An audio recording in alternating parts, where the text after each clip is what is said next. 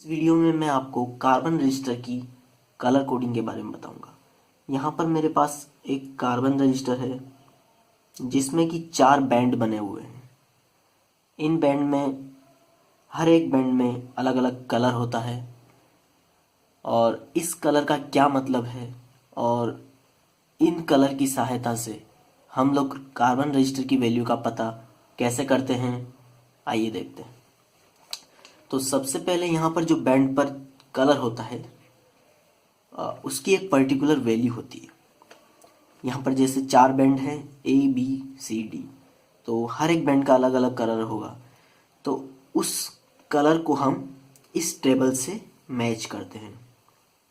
जैसे कि सपोज यहाँ पर जो कलर है वो रेड है, लाल कलर का है, तो उसकी वैल्यू हो जाएगी 2।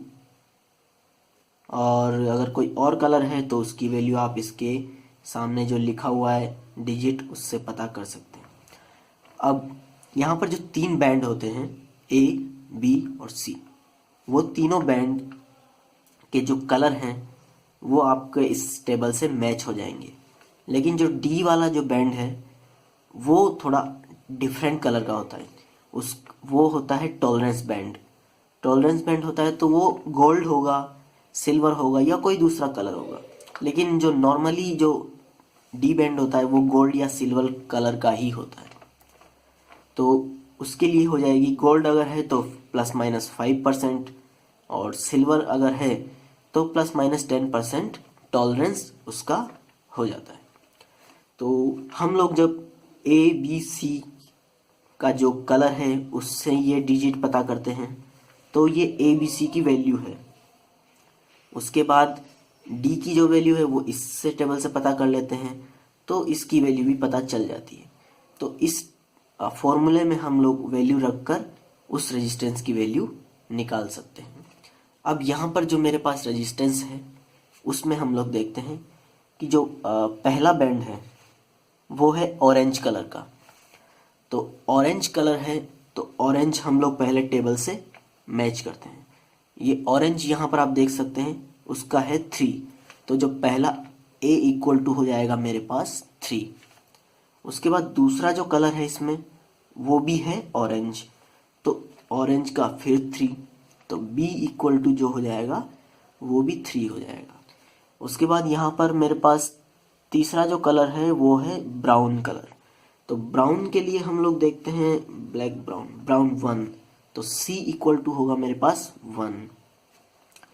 अब D के लिए हम चलते हैं, तो D के लिए यहाँ पर मैं देख रहा हूँ कि जो कलर है वो है गोल्ड कलर, तो गोल्ड के लिए हो जाएगा ±5%, तो D = हो गया 5%।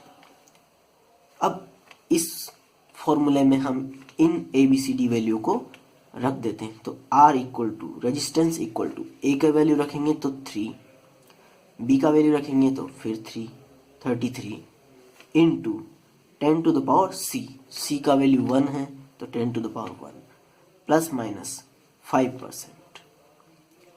तो ये वैल्यू आ जाएगी अपने पास 330 ±5%।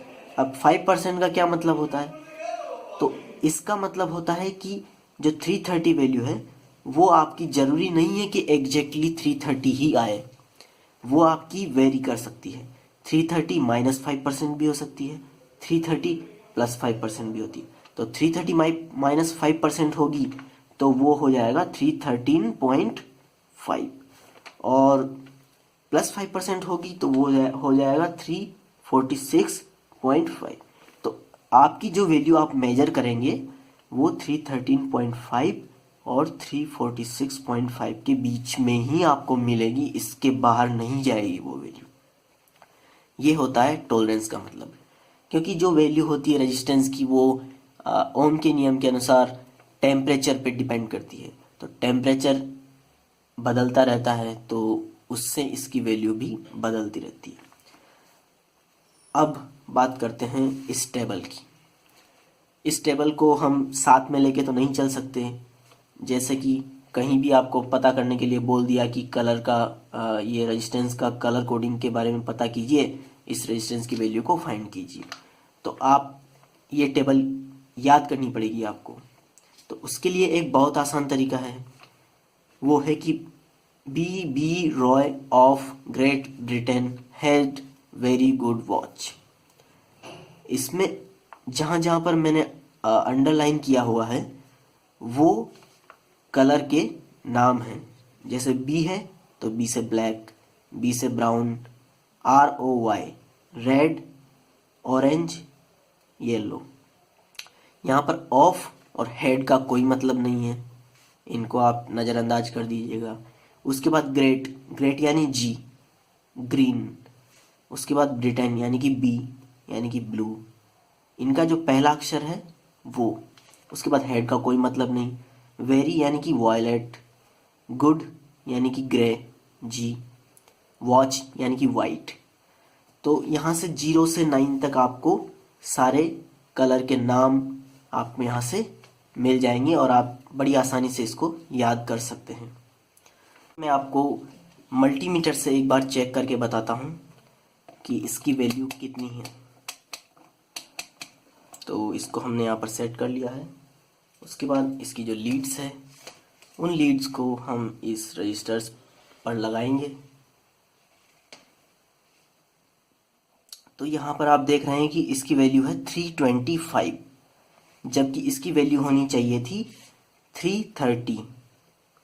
लेकिन मैंने जैसा कि आपको बताया इसकी वैल्यू 313 से 346.5 के बीच में कुछ भी हो सकती है, वो डिपेंड करता है टेम्परेचर पर।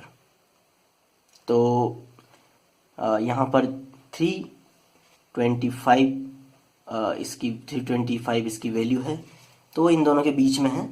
तो इसका मतलब हमने जो कैलकुलेशन की है वो एकदम सही है। Thank you for watching this video.